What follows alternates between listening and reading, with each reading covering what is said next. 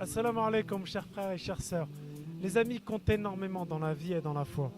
Ceux sur qui nous nous reposons, ceux en qui nous recherchons consolation, ceux qui nous félicitent et qu'on félicite à notre tour, ceux qui partagent nos sentiments, nos mauvais et nos bons moments, ceux envers qui nous avons une histoire commune, peut-être un avenir commun, ceux à qui nous demandons conseil et qui viennent à leur tour nous le demander, ceux chez qui, lorsque nous avons besoin, nous savons que nous obtiendrons une réponse.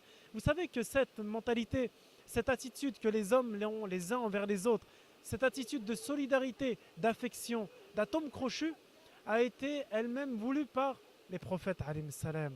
Vous savez qu'une des raisons pour lesquelles Dieu a créé Ève est d'accompagner Adam. Seul, on ne peut rien faire. On s'ennuie, on déprime et on ne peut pas partager ni nos idées, ni nos vécus, ni nos sentiments. Moussa alayhi salam, lorsqu'il lui fut porté de porter le message de Dieu, a demandé à Dieu qu'il lui accorde un ami, une personne sur qui compter, un assistant, et lui a envoyé son propre frère, Haroun. Vous savez que le prophète, sallallahu alayhi wa sallam, est le meilleur pote que la terre n'ait jamais porté, le meilleur ami. D'ailleurs, une notion importante en islam, c'est celle des sahaba, des compagnons, des copains du prophète, alayhi salam. Entre eux, ils étaient solides, forts, aimables, affectifs.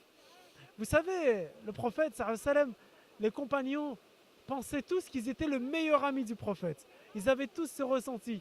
Tellement il était digne d'affection, tellement il les comblait par son sourire et par sa délicatesse.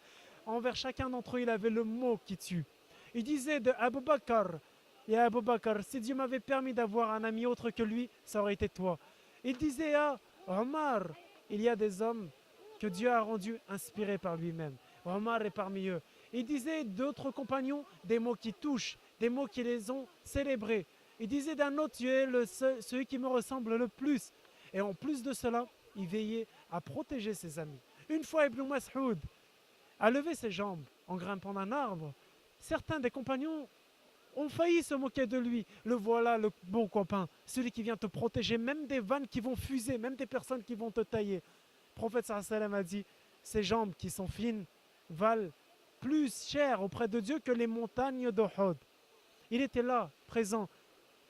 Omar radiyallahu anhu a dit une fois, lorsque Abu Bakr a racheté Bilal, il a dit, notre maître Bilal a été affranchi par notre maître Abu Bakr.